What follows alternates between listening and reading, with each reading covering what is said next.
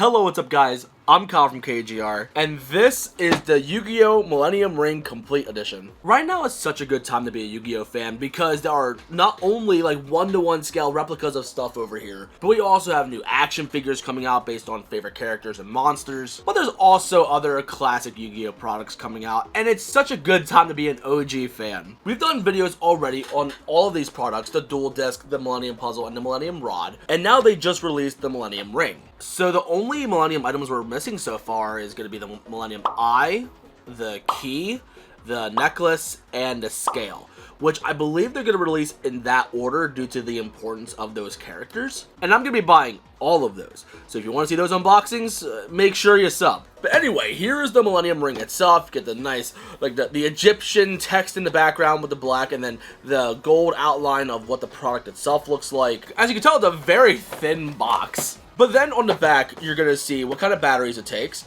a lot of Japanese text, but this QR code right up here is very important because this is going to be your instruction manual. There's no paper manual. There's a lot going on with this guy. In fact, I didn't know about the little manual until much later, like when I was unboxing the Millennium Rod, and I still have no idea what that thing does. But I'm not going to lie. I kind of like not knowing because when I do find something new, it's kind of like making a discovery of the Millennium item. It's like, oh, I don't know, it has like that childlike wonder of like unlocking a memory or something, or unlocking a new ability. I don't know, it brings up the imagination and I love it. So anyway, enough stalling, we're gonna open this guy up and we're gonna have fun. Having these now is so interesting because like, as a kid, when I used to duel with my friends, especially with dual discs, which by the way, those childhood cards are destroyed because of those things. But anyway, I loved dueling, and of course when you're watching the show, you're going to want to replicate the show as much as you can, so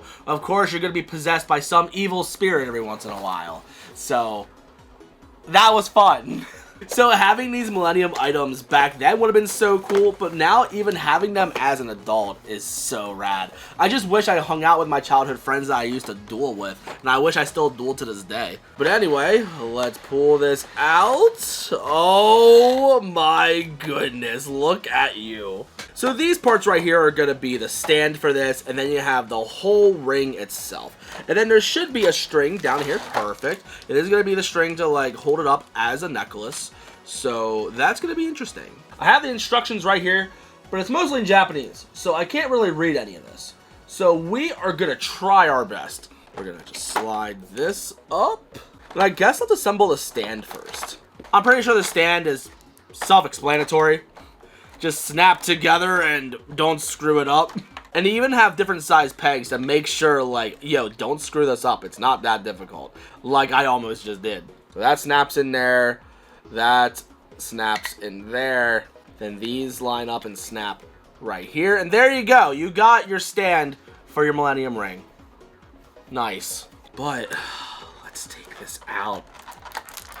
Ooh, how am I doing this without ruining the plastic? Ooh. Oh, look at you. Now this is going to be what a cosplayer for Bakura is going to absolutely need. Like, this is a necessity now. It's not a want anymore. Like, this is absolutely necessary.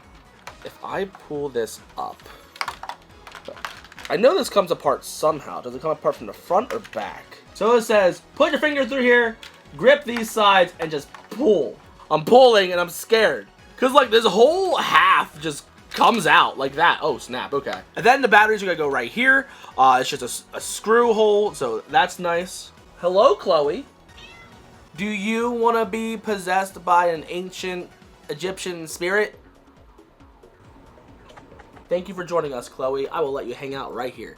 So we're going to take our iFixit toolkit. We're going to screw this open and see if there's any batteries in there. Because if not, I think I might have some batteries in the basement somewhere. Now it's time to open that up, and yes, there are batteries in here. That said, with complete in box collectors, you're gonna want to open this up, take the batteries out if you want to keep it in the box.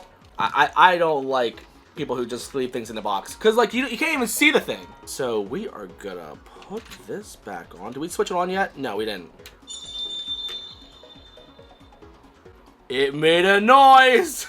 And we're gonna just close this back up. But I think before we play with it more, not only should we like move Chloe, I love you too, but we should probably put this string on too. Putting it on the Millennium puzzle here, I like probably completely botched it. Like, I didn't know there was an instruction manual for that. You had to like, again, scan a QR code that I didn't know about. Why? Because I can't read Japanese. And apparently, according to this like locks in place too. How? So it's kind of spring loaded. Okay, so there's a little spring in there, and you're gonna see a dot on this, and you're gonna line that up with this right here. You're gonna put that in and do that. I don't know why a necklace lace needs to have a spring on it, but okay. You make a loop-de-loop and pull, and your shoes are looking cool. And from what it looks like, you have to like not have this on first. What? I don't understand. This is complicated. I hate learning how to read. Okay, I think I got it. I'm not entirely sure, but it looks good enough to me, I guess. Like, here's a diagram that they gave me on like how to do it, and yeah, I don't know how to do that. That doesn't look very coherent, but okay. But how does it look on a grown man? Like that man probably doesn't have a girlfriend. Yeah. For those who don't know, I'm getting married. Like, don't worry. Like, I'm doing fine. But a man that's getting married, should he wear this? Probably not. But yeah, I guess to scale on an overweight man's body. Yeah.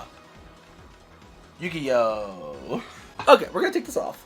But now let's get all this junk out of the way, and let's actually like play with this thing and like mess with the sound effects and all that fun jazz. So, also, a very big fingerprint magnet because of the glossy finish. So once you're done playing with this thing, get a microfiber cloth and just wipe it down and it should be fine. From what I noticed with these two, it doesn't seem to scratch very easy from what I messed with. But to be fair, I don't mess with them all that much. But they have fallen a couple of times like on the shelf.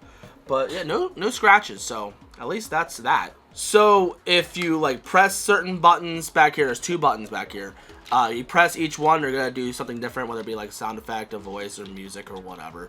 And if you press them together, it does something. If you hold them in, it does something else, I think. We're gonna mess with it as much as we can, and clean up cat hair that just flies all over the screen, or all over the air, I guess. But anyway, let's check this out.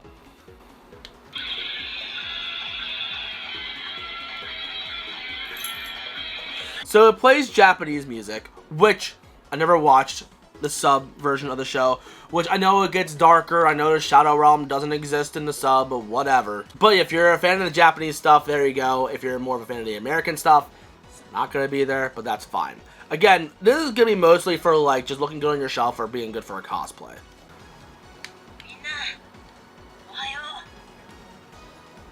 That's a voice. Does this thing not light up? Because you would think that the center would light up a little bit, but no, we're getting nothing.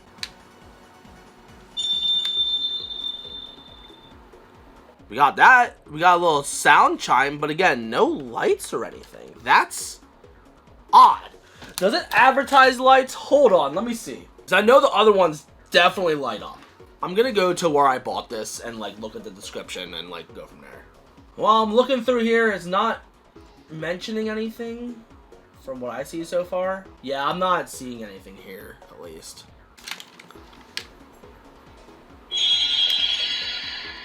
It does the sound effects, which again, it's very disappointing that it doesn't light up in the center like you would think it would.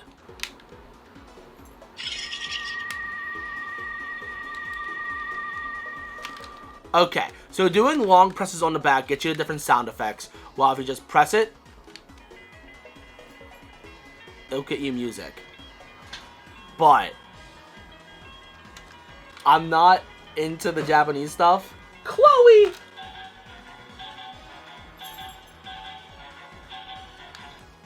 Anyway, I'm not into the Japanese stuff. Like I'm not into like the sub series. But that music was pretty cool. I like that. By the way, if any of you are wondering how I got that, shout out to my friend Jasmine from high school. She used to be my neighbor. She's a manager at McDonald's. So I asked her, please get me that. But yeah, so it does different music. Is there any other music that I haven't noticed yet?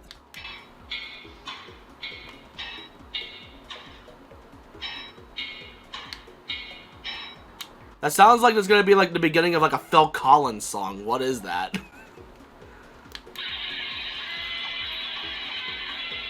Now it's starting to loop back. So I guess there's what, like 3 songs on there? And then we got more voices. Again, I don't understand what they're saying, but that's okay.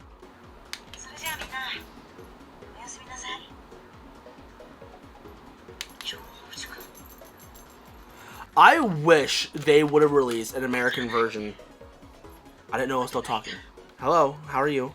Anyway, I wish they would have released American versions of these products, whether it be the Millennium Ring, the puzzle, or the rod. Because it would have been nice to get some of the iconic English voice performances, as well as the original music be blaring through these not so great speakers. But again, like, I'm getting this mostly as a shelf piece, and if for some reason I want to get into cosplay or know somebody who wants to cosplay, like, these are going to be good for that. So as a product for that, like, it looks great. Like, this looks like what a Millennium Ring would look like. This is the first 1-to-1 scale one that's officially distributed and officially made. So if you're going to be a cosplayer of Bakura, it took me a little bit. I know it wasn't Merrick. But yeah, if you're going to be a Bakura cosplayer, this is perfect. But yeah, I love this. But you are going to see some stuff, like you're going to see some like little caps for the screw holes, which I'm very thankful that they do try to cover those so it doesn't look as cheap. And I'm happy when it comes to actually like taking this thing off and like doing whatever you need with it. Like you can literally pry this thing open and get what you need to do. And it's not particularly heavy. So when it comes to cosplaying and walking around this, it's not going to strain you all that much. Like, you're going to be mostly comfortable wearing this. I just wish I could, like, point it somewhere, you know, like, point to other Millennium items. Like, yeah, there's one that way, you know? Or if you're a fan of the Yu-Gi-Oh! Abridged series, this is the Millennium Frisbee. But yeah, I'm happy I picked this up. This is really cool. Let's see what happens when we put this on the stand. Like, how well does it stand up by itself? Okay, so what you do, you gotta, like, tuck it in between this little circle right here, I guess. Because then these little notches, like, tuck in down there. And well, I can't really see from the front. I mean, it works. It looks good. I like it. Now, will it fit on the shelf? We're going to find that out another day. But let's compare this to some of the other Millennium items that we have in our collection. First up, we have the Millennium Puzzle. These are all 1-to-1 scales, so this is what the sizing is supposed to be. And then you also have the Millennium Rod. The rod I thought would be bigger, but like, it's the right size. It's an accurate replica, I promise. Yeah, the only thing that disappoints me is the fact that it doesn't light up. Unless it's way too bright in here because, you know, doing lighting for a YouTube video. But even then, like, if I turn this on, you can see that lights up. Or if I do this one, you can see how it lights in there. And you can even see it change different colors. But no lights for this? Oh yeah, you can do voices and music at the same time. I love that. This song's probably my favorite that plays. Okay, so I just learned, if you tap something, it'll like do, like, so if you tap the song one, so it's gonna be this one right here, you'll play a song. If you hold it in, it'll do a different sound. Now, if you do the voice one right here, tap it, or if you hold it in, other sound effects. Now, if you hold it in both at the same time, you'll do other stuff. But if you only press them at the same time, it's gonna do a voice and a sound at the same time, or a music and a voice at the same time. I think I paid, what did I pay for this thing actually? Let me check. So I know this thing is starting to go up there in value already. I think the rod so far is the most expensive one from what I can see. I paid $85 for this, and now it's starting to go upwards to over $100 from what I can see, like on like Nin game. So for like 85 bucks, I mean, yeah, this is fine. Oh, and I just noticed these little spears, they rotate. So for some reason, this is accidentally showing, you can just rotate that. I don't think making them rotate is really necessary. I think if it was like one solid piece, then it would probably be a little bit better, but that's fine, I guess. But overall, do I recommend this? If you're gonna cosplay Bakura, absolutely get this thing. It is a little bit expensive now, and I can only see the value going up even further from that. But I'm a Yu-Gi-Oh fan. I do want every Millennium item, so yeah, I bought this. Also, the detail on the string is really, really nice. Like, it looks like it's made out of a whip. If any of you are wondering if this is metal or plastic, this is plastic. If it were metal, it would be pretty cool, but it'd be a lot more expensive. Yeah, I'm mainly just disappointed that it doesn't light up. That's mostly about it. Other than that, it's cool. I'm happy I got it. And I'm excited to see what other Millennium items show up because I want the eye. I want all of them. Like, I hope the eye comes out next. Let me know in the comments what Millennium item do you want to see come out next. But I'm curious on what they would do with the eye.